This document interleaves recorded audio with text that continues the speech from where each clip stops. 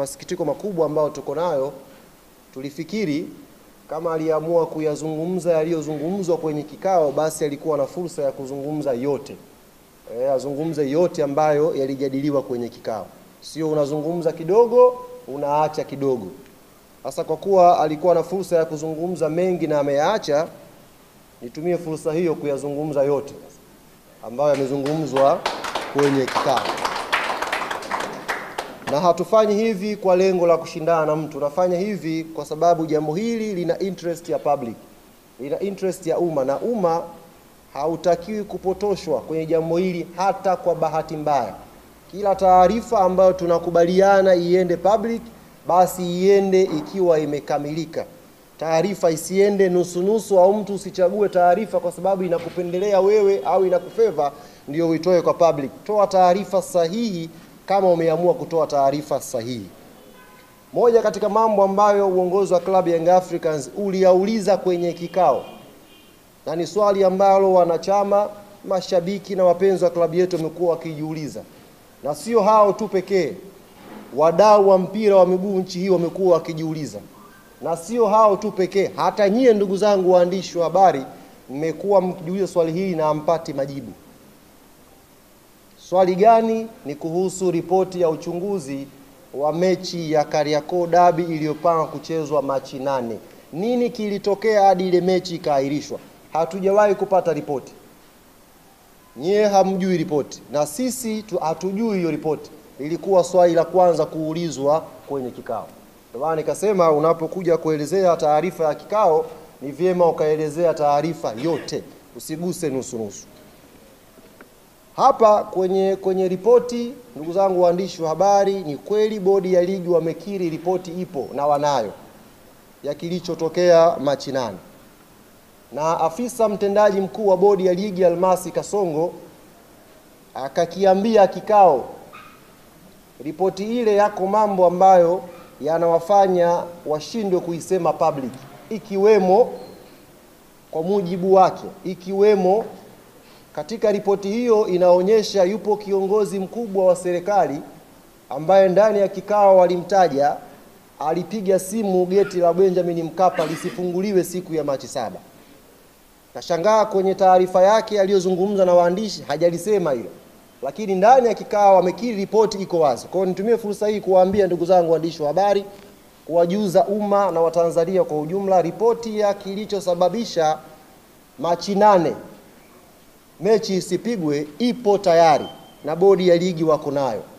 Hawajakuwa na utayari wa kuja kuisema kwa sababu zao, na moja ya sababu amesema afisa mtendaji mkuu wa bodi, yupo kiongozi mkubwa wa kiserikali ambaye alizuia geti la Benjamin Mkapa lisifunguliwe siku ya Machi 7. Kwa hiyo nitumie fursa hii kumwambia Almasi Kasongo, kumuomba akiwa anazungumza next time nikipata fursa ya kukutana naye, waambie Watanzania wanataka kujua ripoti ya Machi 8 clean ilivyo, eleza umma upate kufahamu. Umma hautaki kubaki na sintofahamu. Mbali na hilo, tuliwasilisha ripoti yetu na tukaeleza matakwa ya klabu ya Young Africans. Tuliwasilisha ripoti yetu na tukaeleza matakwa yetu ya klabu ya Young Africans. Ni kweli tumeainisha matakwa haya 4 kama mlivyoambiwa na kama mlivyosikia na kusoma. Tumepeleka matakwa haya 4. Lakini ukweli ambao hamjaambiwa, matakwa haya 4 tumeyagawa kwenye phase 2. Kuna matakwa ya muda mfupi na kuna matakwa ya muda mrefu. Tuelewane vizuri ndugu zangu waandishi wa habari. Na hii taarifa ni muhimu mkaipata ikiwa imenyooka ili umma upate kuelewa. Tumeitwa kwenye kikao kwa sababu ya mchezo namba 184. Mchezo huu ulihairishwa Machi 8, umepangiwa tarehe 15. Klabu ya Yanga imesema haitashiriki huo mchezo. Na ndio msimamo ambao uliwasilisha kwenye kikao mbele ya bodi. Ili tuweze kushiriki mchezo huo, tulikuwa na matakwa yetu mezani. Na matakwa hayo jumla yalikuwa 4. Katika haya 4, ndugu zangu waandishi wa habari, 3 ni matakwa ambayo tunaamini yakitekelezwa kwa haraka, klabu yetu ya Young Africans itakuwa tayari kwenda uwanjani kwa tarehe nyingine tofauti na 15 kwenda kucheza mechi ya Kariakoo Derby.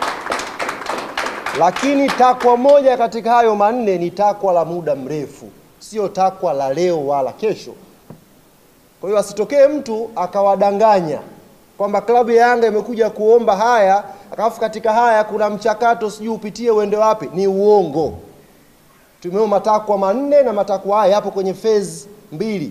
Na barua yetu tuliyowasilisha bodi ya ligi imejielezea specific kwamba mkitekeleza matakwa haya matatu, bungi inapigwa. Ili moja ni takwa kwa ajili ya mpango wa muda mrefu. Matakwa haya manne ni yapi? Na matatu ambayo specific tumeainisha ili yafanyiwe kazi tuweze kucheza pia ni yapi? La kwanza linakwenda sambamba na la pili. La kwanza, klabu ya Young Africans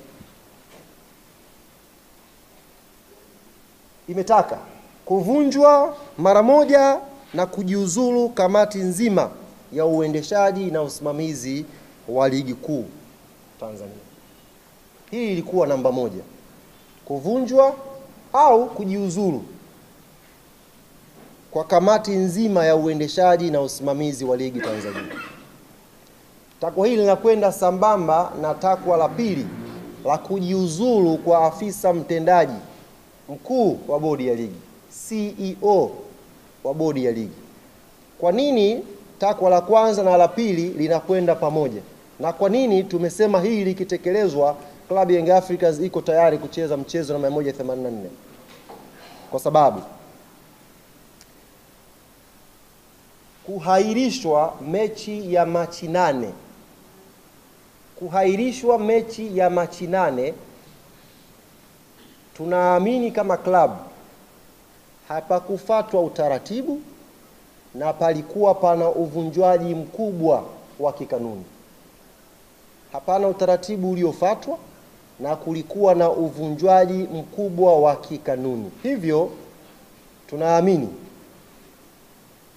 CEO wa bodi ya ligi na kamati ya uendeshaji na usimamizi wa ligi ilifanya haya kwa makusudi kabisa kwa ajili ya kuipa favor timu fulani.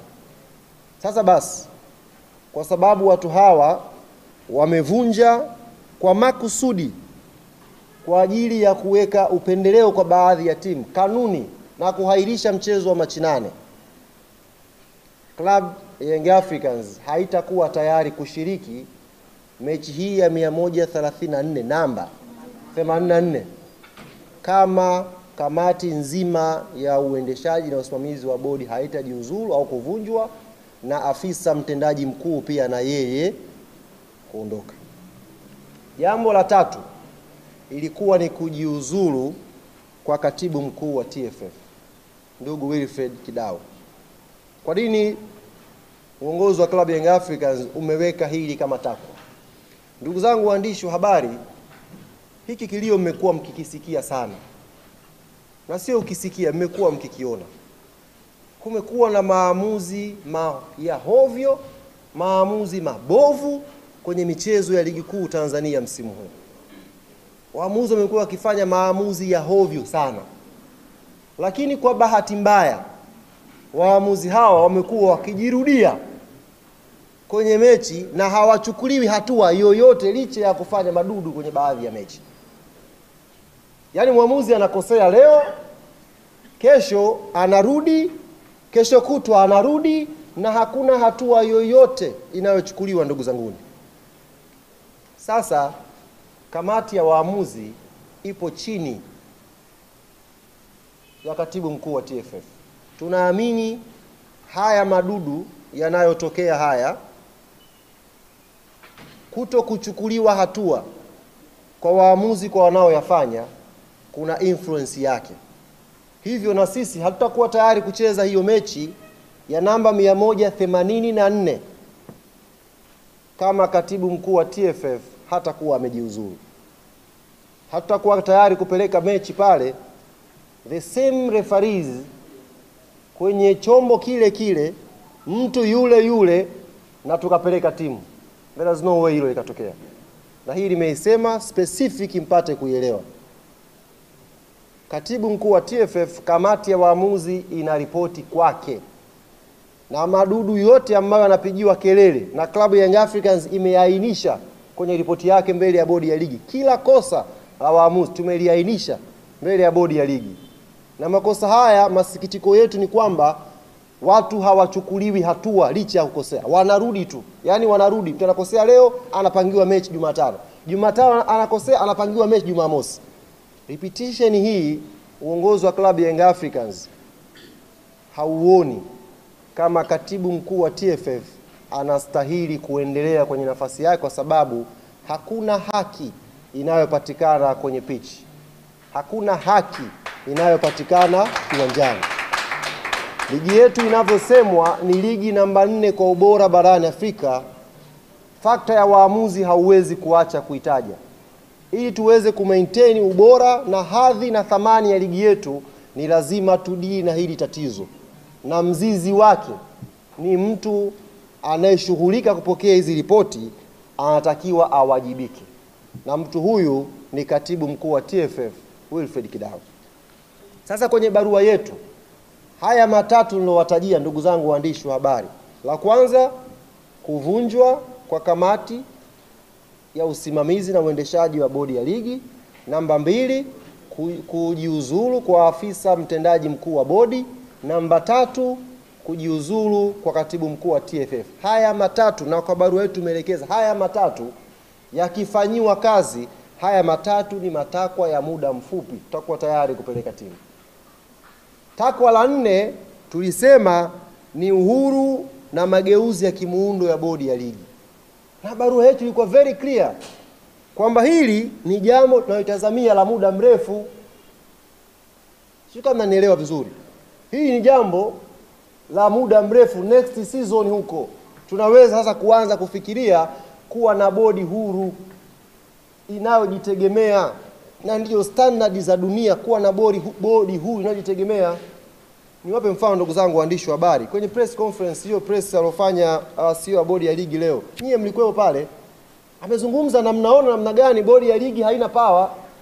Kazungumza, mlikuwa mnasikia namna gani amesema kuna chombo cha juu cha kuahirisha mechi.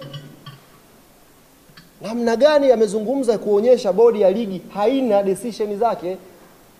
Sasa sisi hii tulitoa kama pendekezo ya next season, sio kwenye kusolve issue ya Kariakoo Derby. Ieleweke vizuri na asipotoshe mtu hapa. Maana nimeona CEO wa bodi ya ligi amepiki huo kama mfano, kama mapendekezo ya Yanga ni ya muda mrefu, kwa mfano muundo wa bodi ya ligi. La kuondoka yeye hajasema. Yeye kapiki kwamba bana mapendekezo ya Yanga ameyaleta, ukiyatazama mengi ni ya muda mrefu, hatuwezi kuyashughulikia hapa, sio iende wapi. Matatu ya muda mfupi tumeainisha, na barua yetu ilikuwa very clear kwake yeye. Hakuna muda mrefu, very clear, ni ya muda mfupi. Tumewakilisha na tumeeleza. Kwa hiyo tunafikiri haya matatu yakifanywa kazi, haya mbungi itapigwa.